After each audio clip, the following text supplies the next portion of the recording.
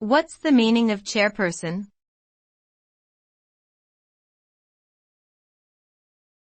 Chairperson.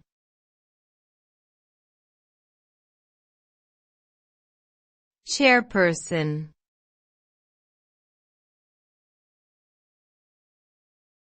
Chairperson.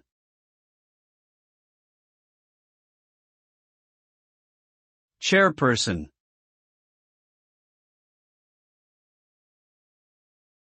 Chairperson refers to the person who presides over a meeting or an organization.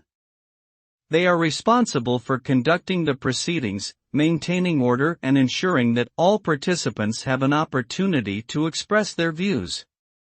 The role of the chairperson is to ensure that the objectives of the meeting or organization are achieved in an efficient and effective manner.